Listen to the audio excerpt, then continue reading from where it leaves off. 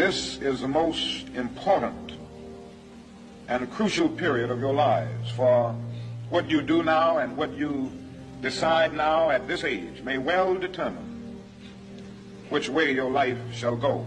And the question is whether you have a proper, a solid, and a sound blueprint. And I want to suggest some of the things that should be in your life's blueprint. Number one in your life's blueprint should be a deep belief in your own dignity, your own worth, and your own somebodyness. Don't allow anybody to make you feel that you are nobody. Always feel that you count.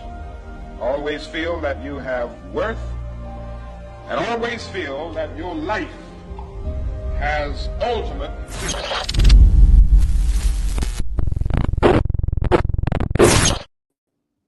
Good afternoon, everybody. Thank you for tapping in as usual. This is Brian HRap B. Williams. This is Conversations with HRap. I have an esteemed guest, a mentor, a community activist, a person who's trying to make a difference. His name is Coach Vince Carter. Welcome back, Coach Carter. Thank you, Brian, and thank you, everyone listening. Glad to be here. Man, thank you. Well, let's just get to it. We're gonna have you back on a long form interview, but today we are here to highlight what you're doing in the community. We're gonna highlight how you're making it happen, and we want people to support you. So please let them know what you're doing, and then we'll have a conversation after after you explain your what's going on. So, Brian, I've run an organization called Project Education Plus since 1980. I founded it. I taught school in CPS my whole career. And it started out as an educational and recreational program over in the Cabrini Green neighborhood. And we still have it going. And it's morphed into a lot bigger program than when we first started. And we do after school programming. We do STEM stuff. We do a lot of STEM stuff because I was a math teacher, and me and my friends are science and math people. We have a senior citizen program where the seniors come and we provide them with social services, some recreational stuff. They do bingo, things, field trips. All the kids go on field trips. But our biggest thing has always been our Chicago Demons program. Okay. And the Chicago Demons program has been baseball and basketball. Primarily that travel.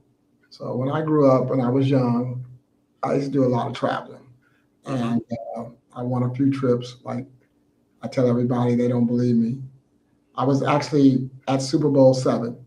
It cost $15. I still have the ticket. And I won a trip to Super Bowl 7. Miami played Washington in Los Angeles at the Coliseum. I don't even think all the seats were filled. So that's how far the Super Bowls come, right? But I always thought that travel was a way to broaden your horizons. So when I started working with kids and we started doing basketball, I had some friends. It wasn't like AAU yet in 1980, but I would take them places to play. And I found out that a lot of the kids, especially in the Cabrini area, had never been anywhere else. I grew up in Beverly. We just went out to the south side to where I grew up, and you would think we had gone to Mexico. It was so far out of their realm of understanding that even Chicago was that far away. Mm-hmm. So I thought that was one of the things that we could provide to the young men and ladies in the community would be travel. And so that's how we started. Now we have basketball teams starting at first grade all the way up to 12th grade. They all do some form of travel depending on the personality of the teams. And we have girls teams from 5th grade up to 12th. Okay. We also have Little League baseball, which we actually started out as a baseball program and then morphed into basketball because it was cold outside. But the baseball, it's a tough pull because it's not as popular as it once was, but we still do that. and we provide other sports that non-traditional sports, because everybody can't play football and basketball and baseball. So we had a rugby person come out and show them how to play rugby. We do some tennis. We do some swim. We take them swim. So we do non-traditional recreational things with them as well, just trying to keep them, find their niche into something good. And so that's what we do. That's awesome, man. And see, the thing is, what I promote is in community empowerment on my program on a daily basis. I used to do it once a week, and now I do it in small increments on a daily basis. That way, because the attention span of America has changed, sitting here for an hour running my mouth is not as productive as giving people a little bit every day. That way they can come back and receive what I want to do. When you reached out to me, I knew this was something that needs to be talked about, because I talk about this every day. Let's stop complaining about our children and let's provide things for them. And when you send me the information, I was like, this is a perfect opportunity, because I have been meaning to reach out to you for a while now. This is a perfect opportunity to ask people nationwide, and in some cases worldwide, because I have an international audience as well, to, instead of complaining about what our children don't do, let's step up and, hey, $1, a dime, $20, $50, $100, whatever you can donate to help programs like yours, because according to mainstream media, you don't even exist. And how can we help you? And what can we do on a regular basis to put you and other coaches in a better light, so we can assist, so we won't fall victim to the propagandized news that says our children are just out of control? Well, one of the things that's happened as far in the private sector, as far as fundraising for nonprofits, is that the bigger nonprofits have kind of dwarfed the ones that are more grassroots oriented. And, some people think that bigger is better because I can put on the better show, we managed to stay, in the community through hard work. So in the old days, when it was Cabrini, everybody knew Cabrini, even if it was just from Good Times, right? The TV show. So they knew. So if I just said I run a program at Cabrini, people figured these kids need some help. You're doing a great job. We're going to give you money. As the buildings came down and some gentrifying started, people think, I think the new thing is, well, you got all these $1 million condos. I guess they think they're throwing the money out the window to us. And the way money is dealt out now via zip codes, that can be a whole different show. So now 60610, which used to be Cabrini and just the near north side, people thought of that as, So now 60610 zip code, the average median income is skyrocketed. So you don't. It's been a challenge for us to raise money to keep our programming going. What people don't understand is, yes, it's not as many kids in the community, but there's still a lot of low-income CHA kids on both sides of Division Street. Issues of doing better in school and things of that nature, getting to go places and doing things. Some of them have moved into a little further west into West Town and East Garfield Park, Lincoln Park. So they're scattered around, and we still work with them. And because I've been around for so long, I'm getting the kids of people that participated from the community. They might have moved out south or out west, or they might be in Skokie, but they send their kids back because we kept the impetus that we had and the way that we deal with kids. And like I said, in the after school program, we still do ACT prep when we need to. We still have a scholarship program. It used to be Montgomery Ward before they closed down, but we've got other people that I've managed to get to give out scholarships. Every kid's not getting a $1 million NIL agreement, so they still have the same issues that they had when I first started. I tell everyone when I first started, I used to tell the guys they should go to college. I went to college, obviously, but they would come back home, and I kind of didn't understand this come back home part until I looked at the financial part of it. So whereas I could call my mom and say I need $50 and she'd send it, Western Union in those days, right? Didn't get there instantly.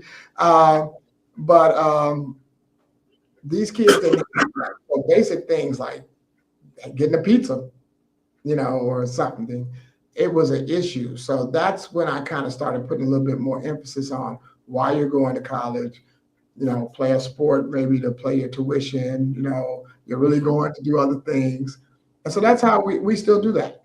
So, all of our kids aren't Division I players. So people think that everybody that goes to college now that plays a sport, they're getting some sort of contract. Well, that's not true. So there's a lot of things, a lot of education that goes in with that, and we still do that. So what has happened is we've had to come up with some more creative ideas on how to raise money to keep our programs going. Plus, our programs are way bigger. Whereas when I first started, I maybe only had 2 or 3 teams. Now I got like 13 teams, and the after school program. We have a lot of kids who like science and math, and they come to the after school program. We had a whole robotics thing. I had a technology person come out for a week. We did drones.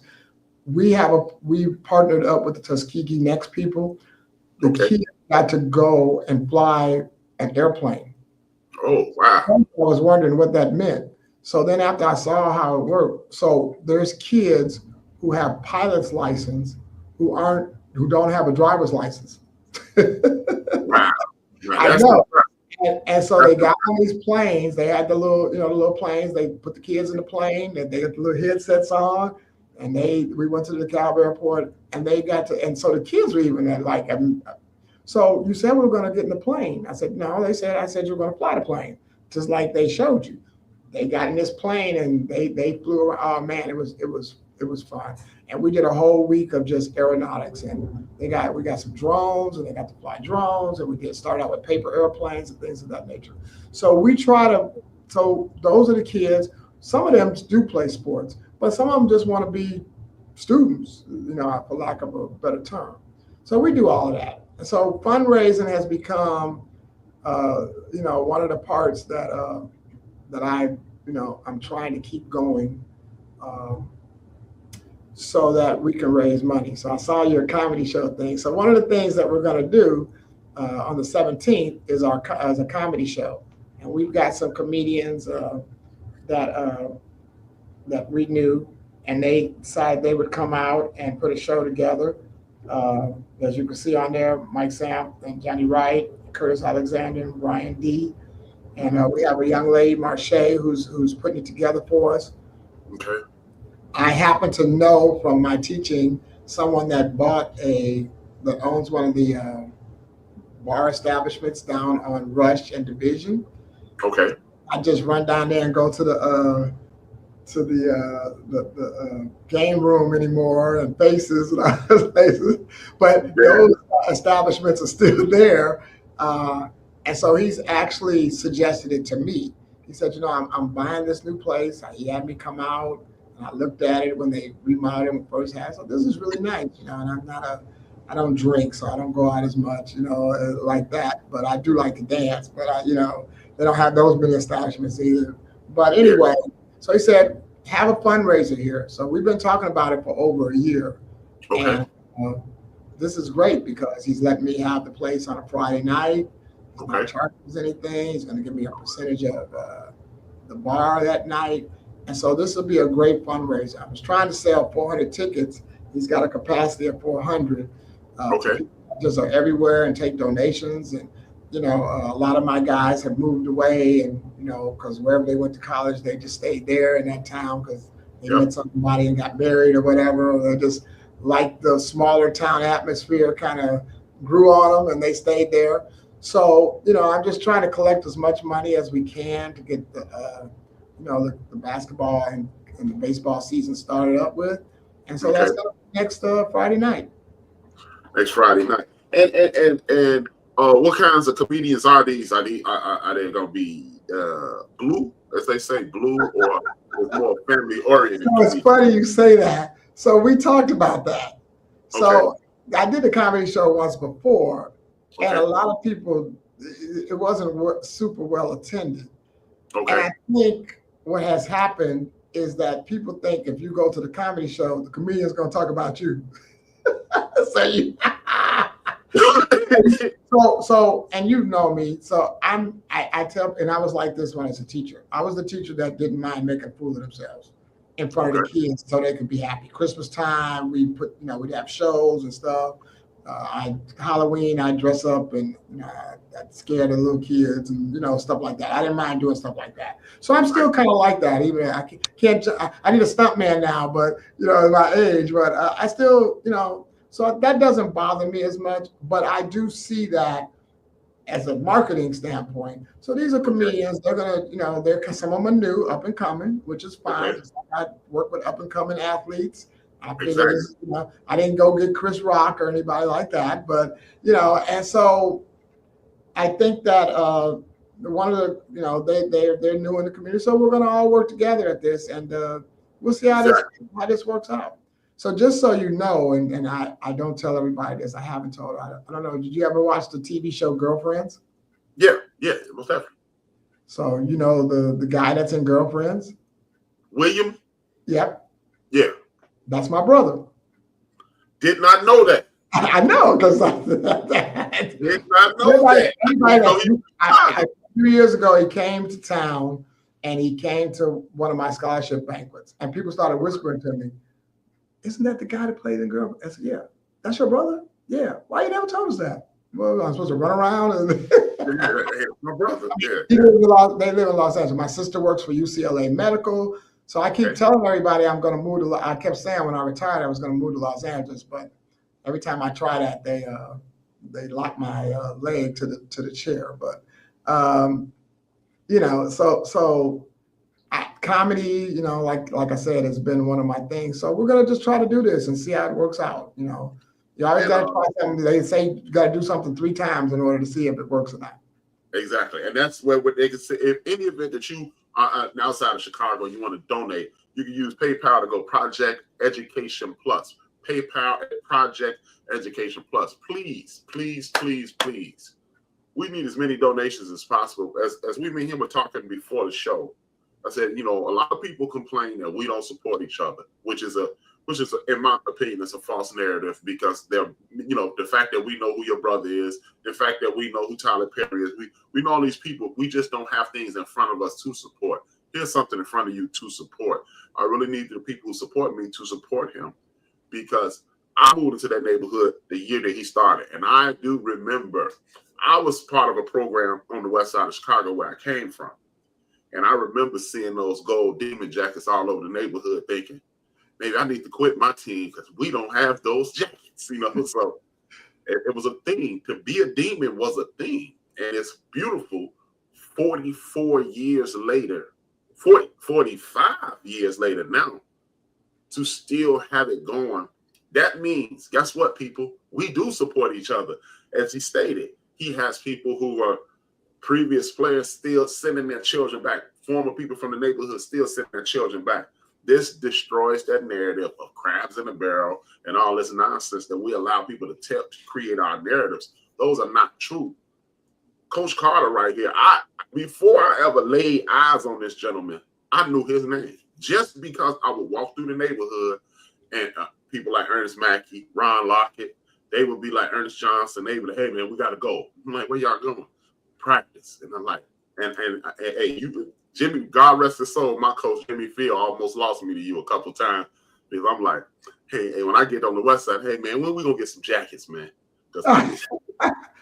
Ernest Mackey still has his yellow jacket. He can't fit in it, but he still has his yellow demon jacket. And every time he brings it out every now and then and sends me a picture. So it's funny.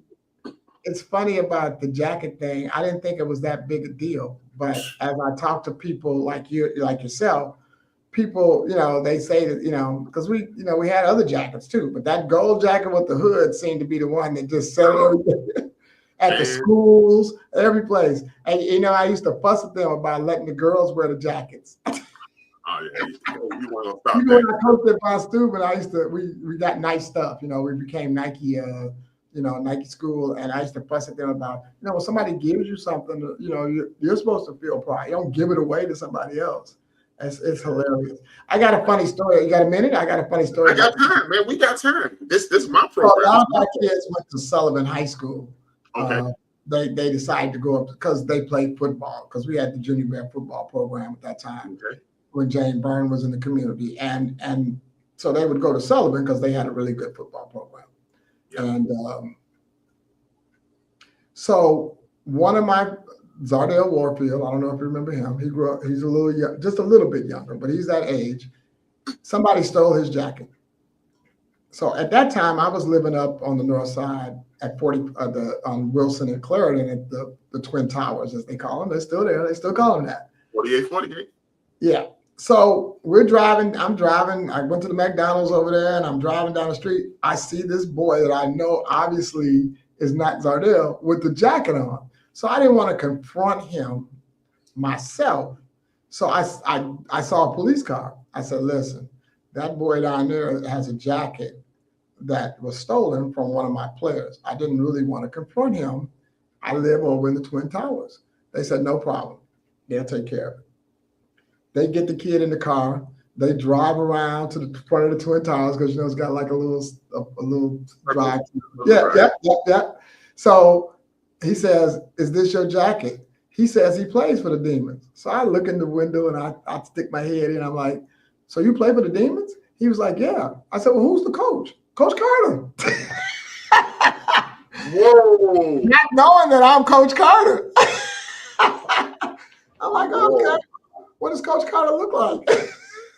So the policeman just reached back and kind of punched her in the chest. Stop lying. This is Coach Carter. We know him. Yeah, man. So he puts his head down. So then I'm like, well, where do you live? Well, I live here in the Twin Towers. I'm like, oh my God. So he lived in the North Tower. I lived in the South Tower. His dad comes down. And I'm like, look, I'm not trying to get your kid in any kind of, you know, he took this jacket, obviously, it's not his. I just want the jacket back. I'll give it back to the kid that goes to it. Dad said, no problem. Dad took the jacket off of him. The kid didn't have on no shirt, just had the jacket on, you know, and so I'm like, now I got to live in this building and see this kid every day with his head down. So he was on the teams at Sullivan. Where he started, and so the coach, I knew the coach kicked him off. I begged him not to kick him off. Give him another chance, no, we're not going to have him still. So now I'm feeling even worse. But eventually, you know, I'd see him every now and then. He put his head down. You know, one day I just said, listen, we all do stupid things. That's how you grew up from this. And so I don't know if that made a difference or anything, but every time he saw me, he said, hey, Coach Carter, you know, so that yellow jacket became like gold, I guess, right? Well, I'm telling you, man. I mean, I'm telling you, I was with this group called Untouchables on the West Side. We played football, we played baseball, we played basketball. Coach name was Jimmy Fields. He died maybe 5 years ago of prostate cancer. And let me tell you something. Guys like you, guys like Coach Fields. I'll give you an example. My crew on the West Side. Let me see, Freeman, Lyons, my cousin Vincent, Mike, Matt, Staples, Young, myself. That's 8 guys. So just right off the top of my head, right? Oh, and Nash boys. That's 10. The Nash boys. Now, the guys who are not incarcerated or no longer with us all quit the team, including my cousin. I'm talking about the Nash boys stayed. Me and my cousin Mike stayed. Everybody else chose the streets, and one of them is on the run currently. Freeman has passed away. My cousin Vincent was murdered. Rod Mack is in Mississippi, and he's been shot multiple times, and he's been incarcerated several times. He quit the team. My cousin Mike, he owns his own business in Florida with his wife and 4 children. Trust me. I never played for you. I knew you from a distance. I knew who you were. I would see you in the neighborhood. I saw the type of reverence. Because Mackie is a year older than me. You know, I came out 88. He was 87. Mackie is a year older than me. I saw the reverence those guys had for you. I think it was another coach with you as well. I'm not sure. Coach Huff. Mike Huff. Yeah. Yep. I remember that name. Yep. And trust me, it is the difference you made and Coach Huff made, and Coach Jimmy Fields, and Coach Fred Thomas, and Coach Willie Green made in our lives are paramount. Me and my cousin Mike, we talk 3-4 times a week, and we reference you guys. You know, not you and Huff, but we reference Coach Fields, Coach Green, Coach Thomas, Coach Ray Shannon at Western House, where I went to school at. You guys made a tremendous difference, and that's why when you sent me this, I wanted to put you in front of my audience, because I need my audience to support you. Again, if you can only afford, if I think most people can afford $25, I'll send that to you in the morning. But $10, we don't, yeah, whatever you can. Every little bit helps. I've been doing this all these years. I never take a salary, so it's not like I taught school, so that helped me enough. You know, I want a pension now. All of that. I think one of the things that all the coaches that you're saying that had a you know, something on your life. I'm saying that every kid that I worked with didn't have a halo either. You know, it was some kids I had to kick off the team, and like you said, some kids got shot because they decided to go do other stuff and go to jail and all that stuff. But there's more kids that didn't do that. Yes. And so I have this philosophy, even when I teach, and I tell people this all the time. Most things where you can make the difference is with the middle group. And what do I mean by that? So let's just take school first. So it's always the top kids. Like, you know, you put the problem in front of them, they get it right. You explain it one time, off they go. They get an A. And then you got the kids, you could explain it 15 times. Either they don't care or they don't want to do it or whatever reason, they don't get it. It's the middle group where you make the difference, because they could go either way. And it's the same thing in communities. You had the gangbangers, you had people that went to school, you had the drug dealers, you had people that wanted to go to work. The middle group is where you had to grab these guys and show them that the not bad side is the direction you want to go in. And if you can mentor that middle group to do that, then you've won. And it's the same thing with education. When they give out who's the top schools and all that, they define the middle person. If that middle person is really good, then your scores look great. You know, because it's like playing in the red division versus playing in the blue division or something like that. Exactly. So your competition. So I think one of the things I can say without any hesitation is that we worked on that middle group of people. When I first started, obviously, I'm not saying that we were rich, but, I grew up in a different environment. I went to Leo High School. My parents paid for me to go to college and all that stuff. But my thing was, these people that live in the projects, and we call them projects, are not that much different than the people that live where I live. They just don't have the resources that we have. So I mean, like when I used to take Ernest and them, some of the guys, when I first used to taking place, I remember getting them on a plane. I don't know how many of them I put on their first plane ride, but like we went to Columbus, Ohio to play basketball. It was $30 round trip. Wow.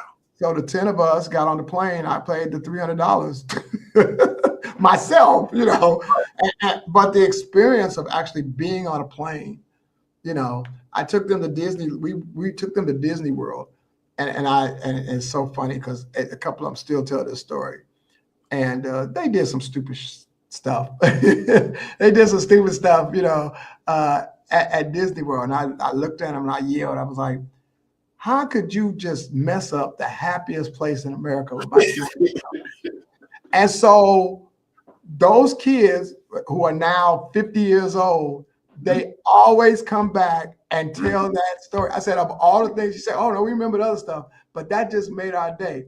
But they were scared. They hadn't been to a amusement park. They wouldn't get on certain rides. I'm like, oh no, we paid $60 to get in here. You getting on every ride. 6'6", 200 pounds. You scared to get on the roller coaster? Oh no, we're getting on this roller coaster.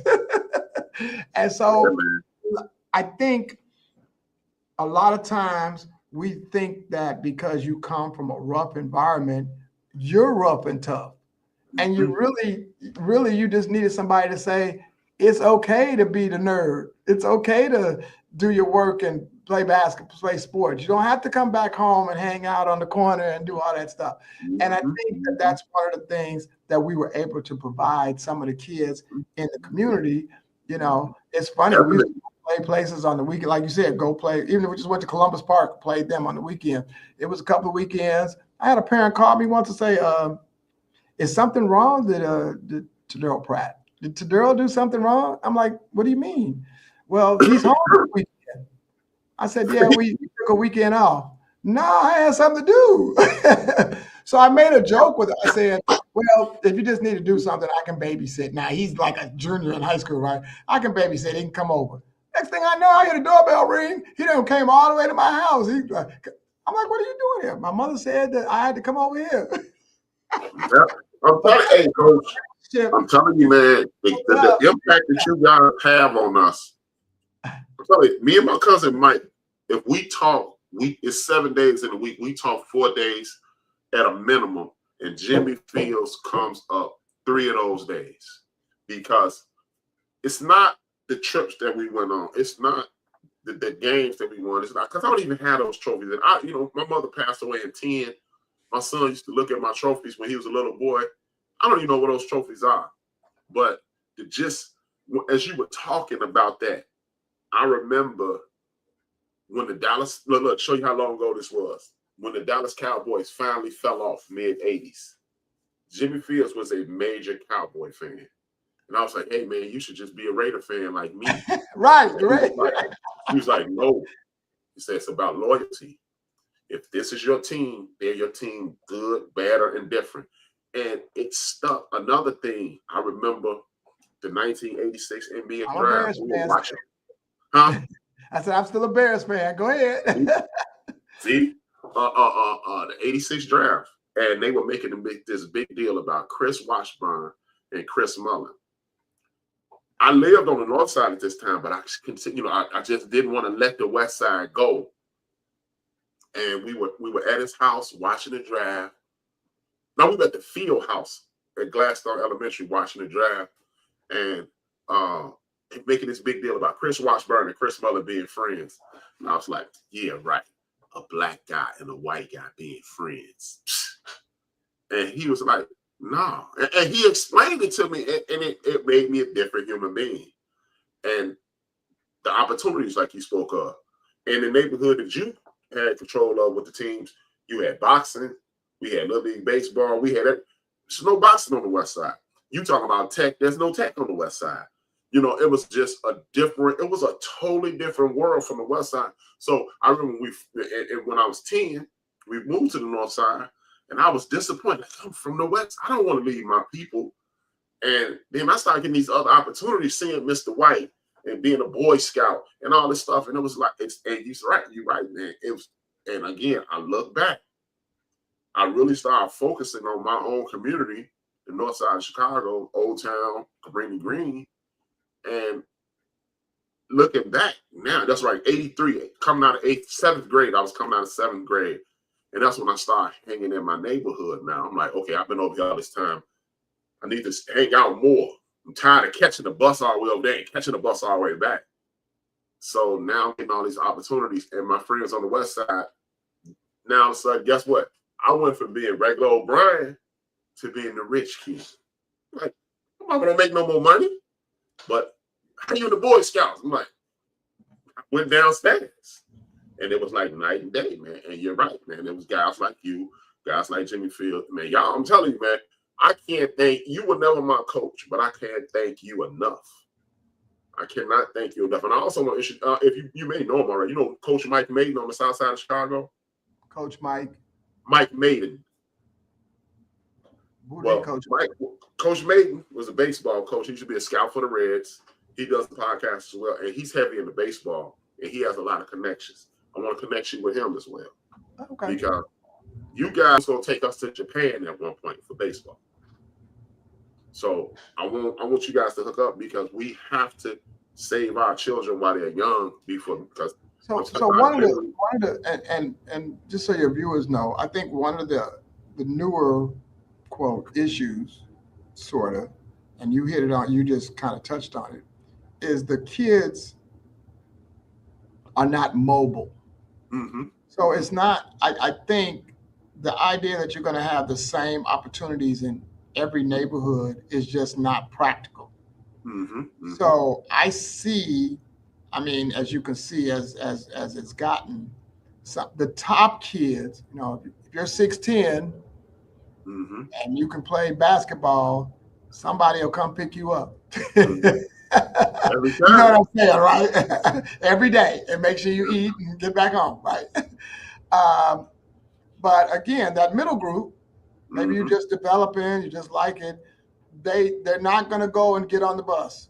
Mm-hmm.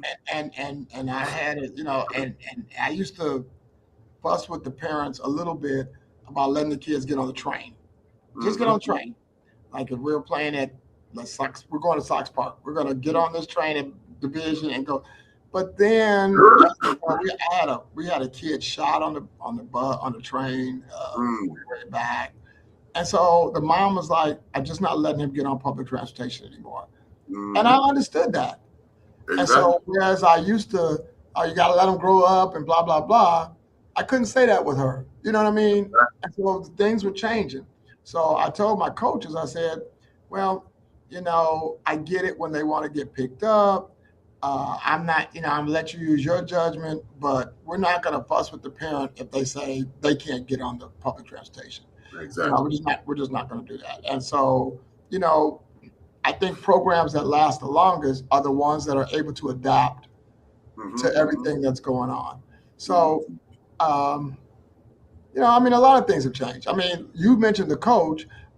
I don't know how many parents on your team came, but I Mm-hmm. used to joke that, you know, even though I talk to the parents on the phone, like I could have some, if you don't look just like your mom, I might not know. Exactly.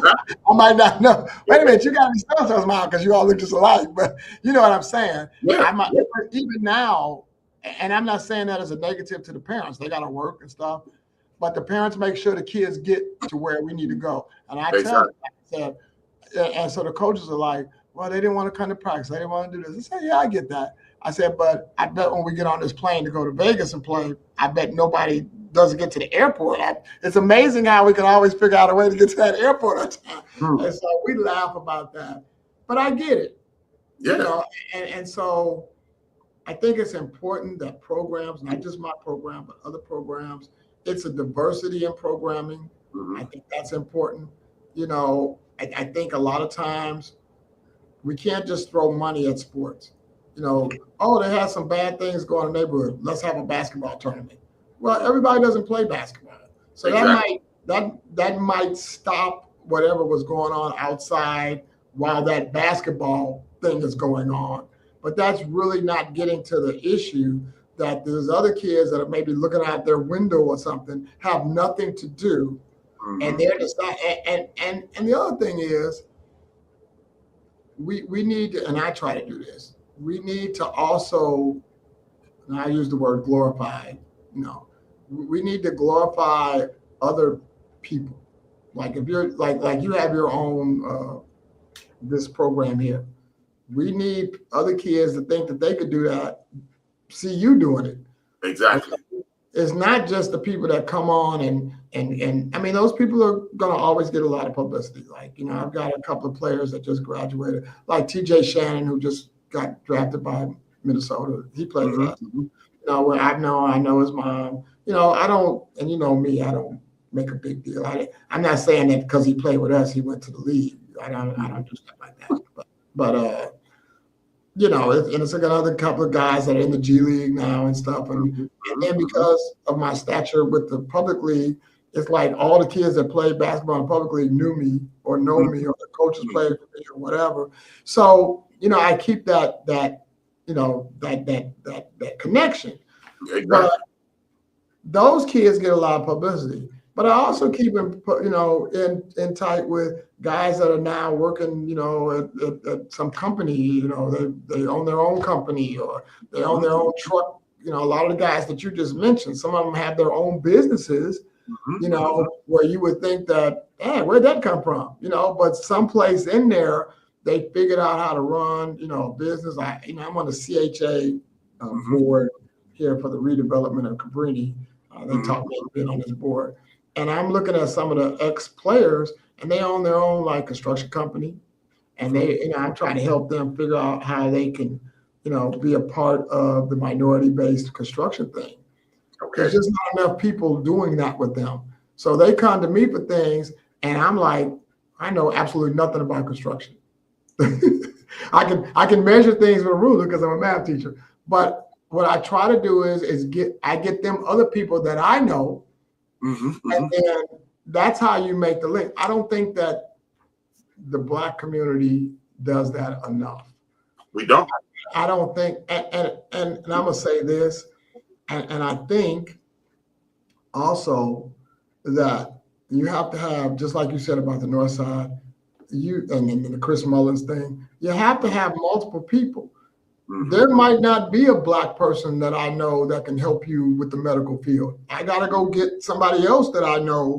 Exactly. So if you're not willing, everybody's not gonna look like you. You know what I mean? Or be that Black person, but you can still learn how to do things. Maybe you'll be the first person.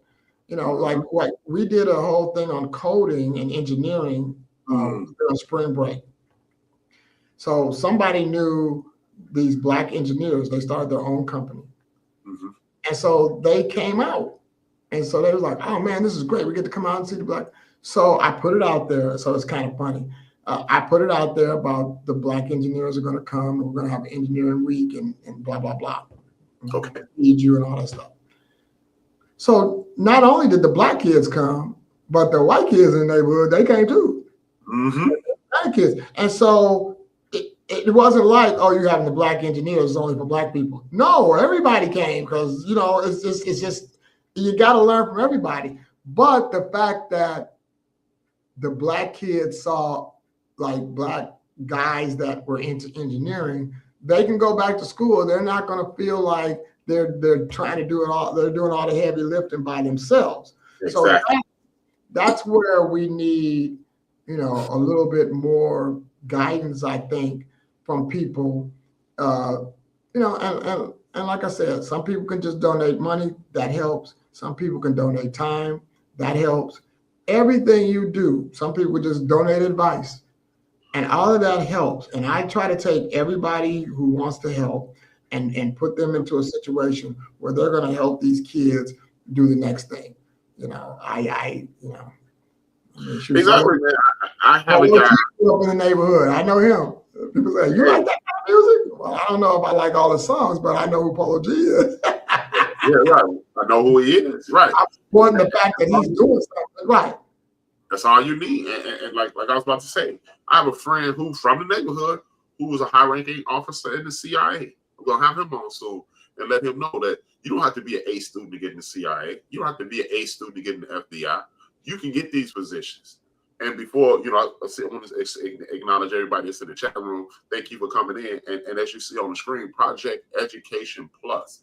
Project Education Plus. If at all possible, donate something to it. If you're not in Chicago, because some of the people are not in Chicago, please reach out via PayPal, Project Education Plus, or if necessary, send it to me and I'll send it to him. You already know my cash app is the end of the bench, name of the program. Excuse me. End of the bench, name of the program. And I'll forward it to Coach Carter. And I appreciate everybody's donation in advance, and I appreciate you having me on as well. Man, thank you, Coach. Thank you, because it is necessary. And again, like I told you, stay on for a second. I'm gonna end the show. I want to thank you for coming on. And I would love for anytime you think of somebody, give them my phone number, tell them, just text Coach Carter sent me in their name, and then we'll set up something. Because I'm tired of us saying we need. We have what we need. We just, as you say, we don't connect enough. We don't connect enough. If we start connecting, then we'll start correcting. correcting the problems in our community, correcting the mentalities in our community, and correcting our children's behavior in the community. Thank you for coming on. I definitely will have you back on for a long form interview because you definitely have a lot to talk about. This is Brian HRap B. Williams. That's Coach Carter. Let me put this back on the screen. If you are in Chicago, please support. Let me see, where's this thing at? There you go. The comedy show on the 17th with this next Friday. It's $25 to get in. Please, if you can't come, Project Education Plus. That's what you send the PayPal to, or send it to me, and I'll definitely send it to Coach Carter because we need to help him. He's been doing God's work since 1980. He's been helping our young people be the best people they can be every day for the last 45 years. Thank you, Coach Carter. Thank you, people, for tuning in. And I will see you guys tomorrow. It was as a pleasure. It's always a pleasure. See you soon. Have a nice day. And it is necessary for those people who rule over us and who rule over African people the world over, if those people are to stay in power, they must destroy our ability to love each other in a healthy sort of way. This is why